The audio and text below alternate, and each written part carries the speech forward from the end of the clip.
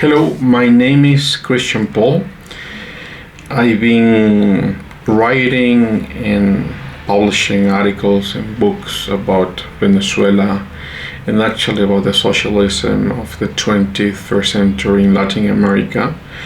So I felt very important to give some opinion because of the recent events that we've been seeing with the capture of the dictator and how many people who do not live in Venezuela or even know anything of what's happening and it's been happening in Venezuela in these last years, and I would even say in the last decades, how these people have been just publishing opinions and comments that make no sense for people that actually live in Latin America and who have actually seen what's been happening in Venezuela.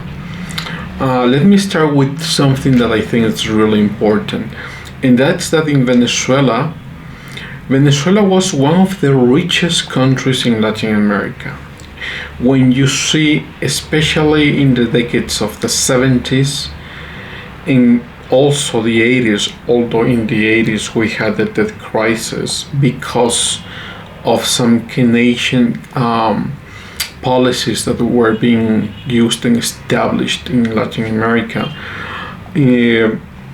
Venezuela was probably, apart from Chile, one of the most developed countries, so much so that many people that lived in Colombia, Ecuador, Peru used to go to Venezuela and work there so they could have money that was being sent to their families back home. It was a second alternative. Instead of going to the States, they used to go to Venezuela and make money there, work there, and come back. And actually, in some of the cities in these countries, you can see buildings that were being established and paid by these people that used to work in Venezuela. When Chavez came, it was very interesting to see the lies that people were convinced with, especially when he declared himself to be a Democrat and he declared not to have any affinity with communism. And what happened after that was the contrary, not only expelling foreign companies, but persecuting politicians, and after that incarcerating also just journalists or businessmen that started worrying and talking about the regime and changing the regime. In the case of Chavez actually built a very powerful linkage with the rest of the Latin American presidents back then, including Rafael Correa, Evo Morales, Kirchner in Argentina, Lula da Silva in Brazil, and so on.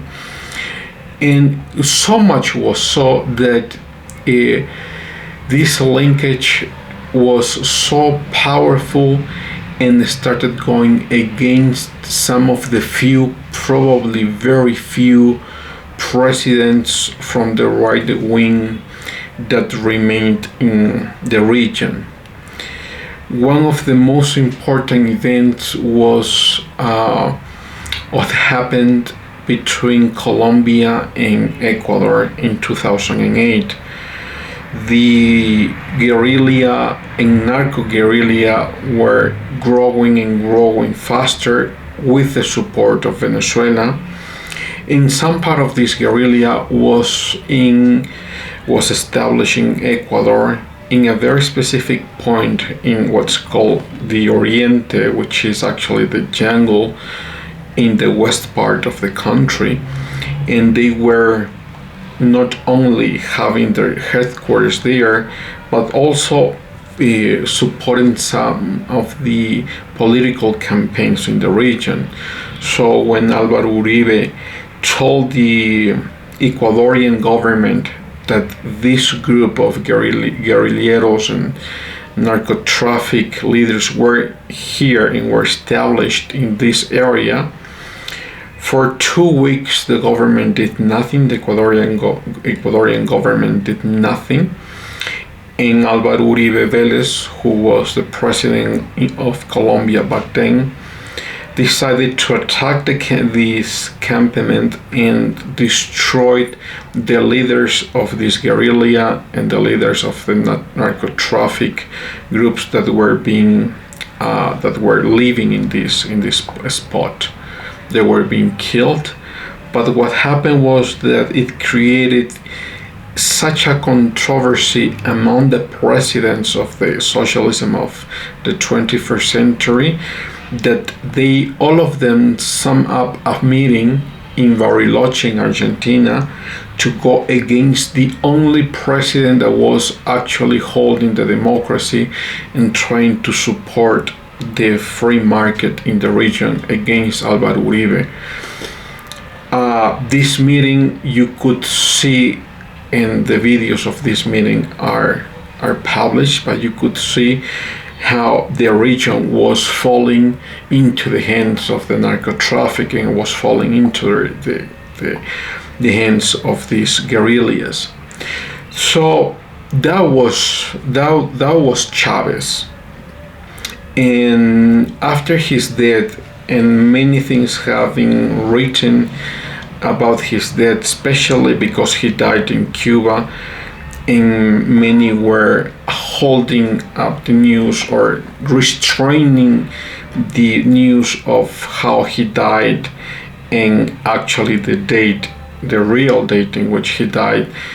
Many have said that he died actually 2 weeks before or some days before the official date, to be able to reconstruct and build the possible candidates that would be following his leadership.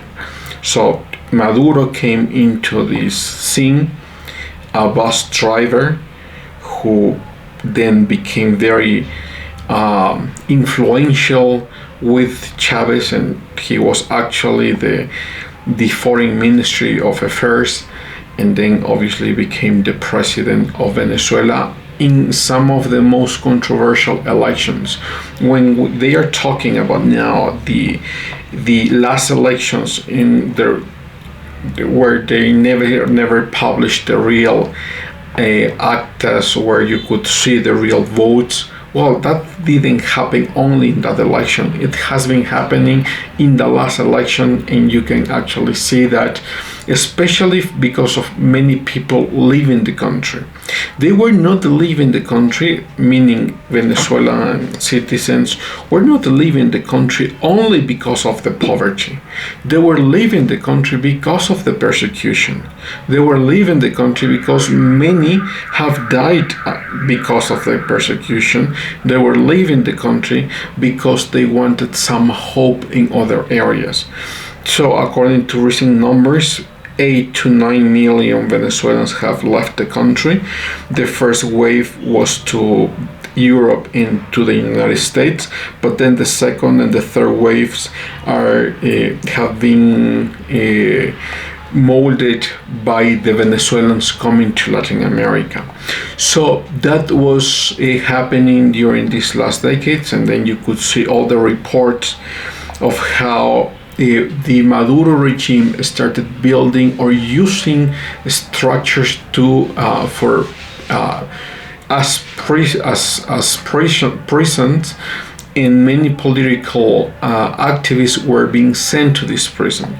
The most important of them, probably the most known, it's called Helicoide. In this structure, thousands are living through a very harsh regime. Many have died in this prison, but they have not died because of a specific disease or because they were they were ill. No, they died because of the tortures that are being committed in this jail. So when some of the American journalists are talking about the conservative president that we have in Maduro, it's ridiculous. It's ridiculous when you actually consider that many have died in these prisons, many political leaders have died in these prisons, many journalists have died because of the persecution, and not only that, many families have been broken.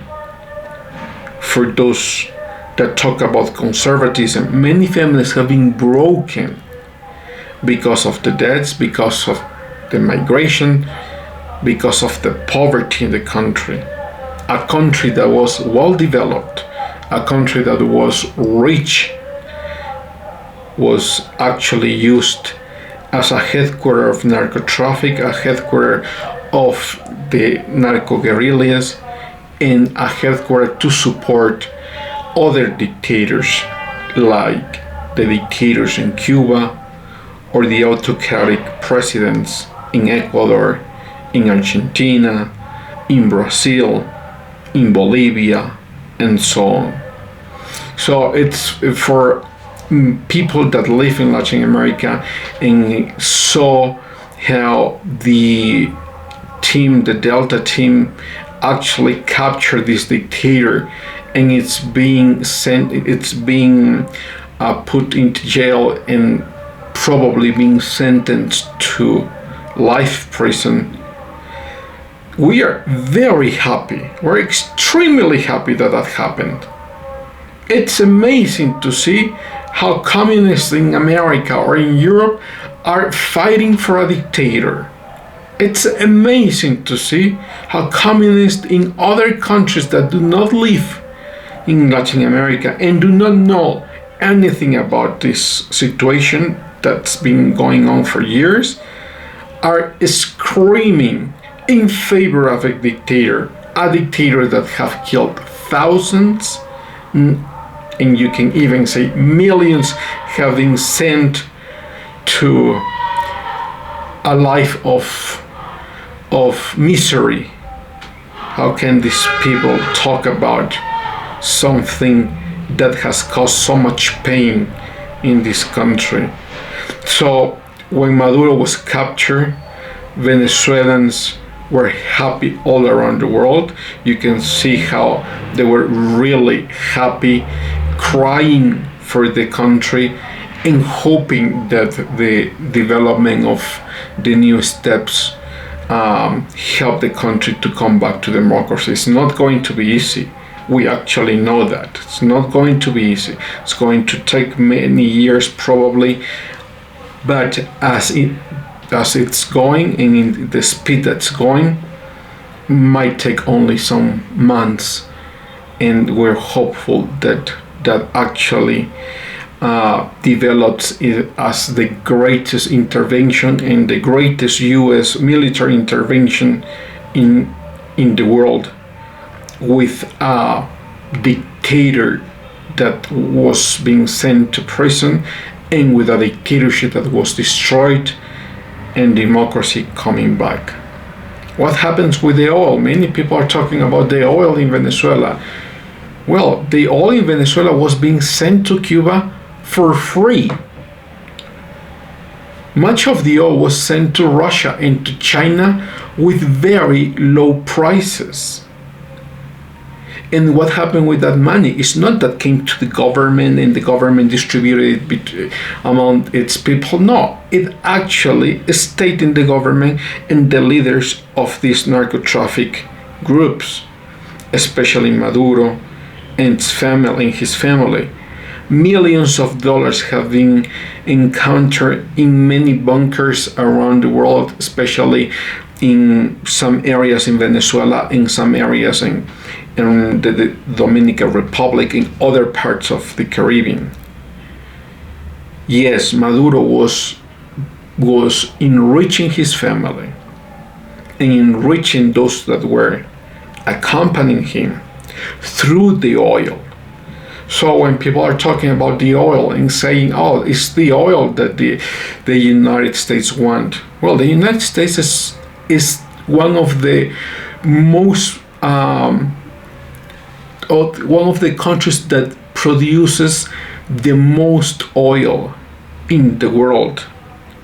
According to the numbers, it's so equal to Saudi Arabia or other countries. So the United States don't need that oil. But we, the Latin Americans, and probably Venezuela as the most important element in this discussion, they need these US companies to invest in something that was wrecked to ashes, to invest, pay the money, and that money not going to the government but to the reconstruction of the state. I mean, to the reconstruction of Venezuela. So that's what's happening, and I think it's very important for people around the world to listen to those who actually live in the region, to those who have actually suffered, and to those like me who have been written about it for years, who have published many academic articles and books for years, and that we are extremely happy with what Donald Trump is doing and extremely happy with the imprisonment of Nicolas Maduro.